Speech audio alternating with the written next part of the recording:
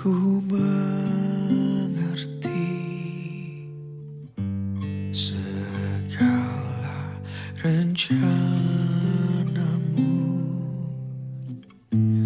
ajar ku berserah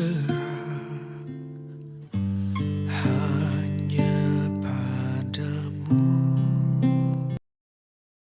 Bapak, Ibu, Saudara-saudara sekalian, selamat pagi, selamat kita bertemu kembali dalam kasih Tuhan kita Yesus Kristus. Pagi hari ini sebelum kita memulai tugas kita masing-masing, sesuai dengan apa yang kita harus lakukan, marilah kita siapkan waktu kita untuk bersama merenungkan kebenaran firman Tuhan. Tapi sebelumnya kita berdoa. Bapa kami di surga, Bapa, dalam nama Tuhan Yesus, kami bersyukur karena pagi hari ini kami diberi waktu lagi oleh Tuhan untuk bersama-sama untuk merenungkan firman Tuhan dan memahaminya sehingga kami dapat melaksanakannya dalam kehidupan kami. Terima kasih, berbicaralah Tuhan kepada kami pagi hari ini melalui firman-Mu dalam nama Tuhan Yesus. Amin. Pagi hari ini kita akan membaca Kisah Para Rasul pasal yang ke-17 ayat 11. Saya berikan judul tiap hari mereka menyelidiki Alkitab. Jadi orang-orang Kristen yang percaya kepada Tuhan di dalam pasal 17 di sini Alkitab katakan tiap hari mereka menyelidiki Alkitab, bukan hanya sekedar membaca, tetapi menyelidiki tentang Alkitab. Kisah pasal 17 ayat yang ke-11. Orang-orang Yahudi di kota itu lebih baik hatinya daripada orang Yahudi yang ada di Tesalonika, karena mereka menerima firman itu secara kerelaan hati dan setiap hari mereka menyelidiki kitab suci untuk mengetahui apakah semuanya itu benar demikianlah. Orang Kristen yang ada, yaitu orang Yahudi yang menjadi Kristen, ada di Berea, kota Berea. Dikatakan dia lebih baik hatinya daripada orang yang ada di Tesalonika. Kenapa, Bapak Ibu?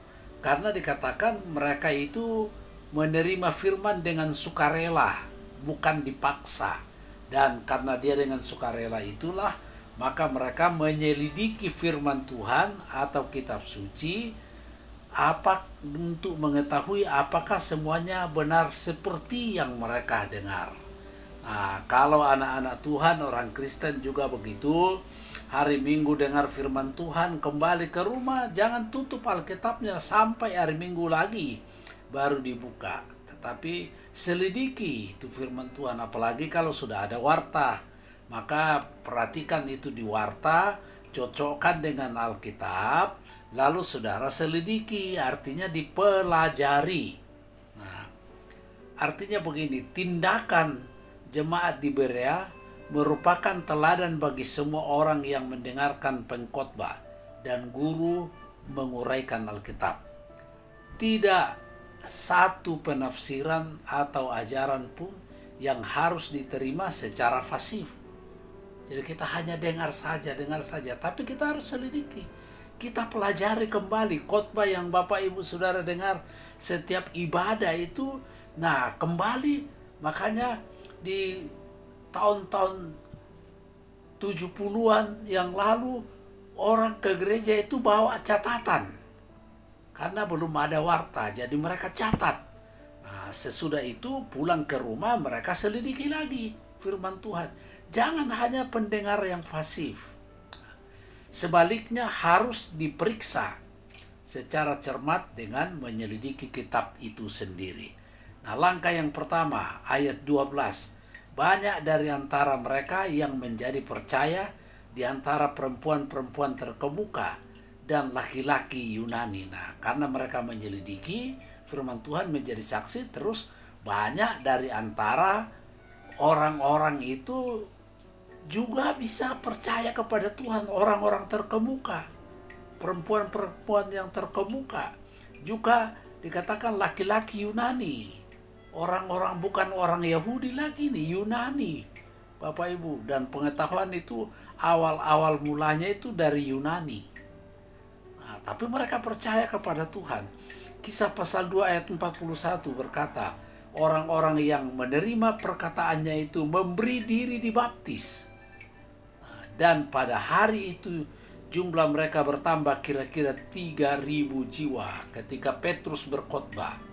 Dalam Kisah Rasul pasal yang kedua ayat 41, setelah Roh Kudus turun, maka dikatakan oleh firman Tuhan di sini, mereka yang menerima firman Tuhan, perkataan Petrus, memberi dirinya, lalu jemaat mula-mula itu langsung bertambah sampai 3.000-an orang. Luar biasa. Yang kedua, kata yang diterjemahkan menyelidiki dari bahasa Yunani anakrino. Anakrino ini berarti mengayak. Jadi itu orang yang cari emas di sungai atau di tambang itu, pasir itu diayak. Nah, dengan sangat teliti. Bukan diayak sembarangan, tapi sangat teliti dan cermat. Nah, Bapak Ibu saudara-saudara yang mendengarkan firman Tuhan, mendengarkan khotbah itu harus diayak. Diayak. Nah, berarti kita mengayak, menyelidiki dengan teliti dan cermat. Nah, khotbah yang alkitabiah harus menjadikan setiap pendengarnya. Jadi khotbah yang alkitabiah itu menjadikan setiap pendengarnya itu adalah orang yang gemar belajar firman Allah. Jadi kita harus menjadi orang-orang, kalau saudara dengar khotbah yang benar, ya, saudara yakini itu hal yang benar, saudara akan dijadikan orang-orang yang gemar belajar firman Tuhan. Daniel pasal 12 ayat 4. Tetapi engkau, hai Daniel, sembunyikanlah segala firman itu dan meteraikanlah kitab itu sampai pada akhir zaman. Banyak orang akan menyelidikinya dan pengetahuan akan bertambah. Jadi kalau kita menyelidiki firman Tuhan, jangan lalu berpikir bahwa kamu akan bodoh, tidak. Tapi justru pengetahuanmu akan bertambah. Engkau akan menjadi orang yang pintar bagi anak-anak muda yang masih sekolah. Kebenaran setiap doktrin harus diselidiki menurut firman Allah. Setiap ajaran harus diselidiki demi Kristus dan keselamatan orang yang terhilang. Roh kita harus memberontak terhadap dosa. Nah, kalau dosa, Bapak Ibu, kita harus tidak suka, memberontak, ya. Jadi jangan lalu banyak orang memberontak terhadap firman Tuhan, tapi dia hobinya itu dosa. Nah, ini celaka ini orang-orang yang demikian. Jadi kita harus memberontak terhadap dosa yang dicelah dalam Alkitab. Kita tidak suka dosa-dosa yang juga Alkitab celah, yang menyakiti hati Allah dan merusak manusia. Dosa itu menyakiti hati Tuhan dan juga merusak kehidupan manusia. Dosa-dosa bersinahan, dosa seksual, dosa pencurian, dosa bohong, menipu dan lain sebagainya, itu semua merusak. Kita harus tinggalkan itu. Kita lepaskan dari hidup kita, kita minta Tuhan kuduskan kita. Demikianlah renungan pagi hari ini. Tuhan Yesus memberkati. Bapa di surga, kami bersyukur untuk firman-Mu. Tuhan berkati supaya firman Tuhan menjadi kekuatan bagi kami.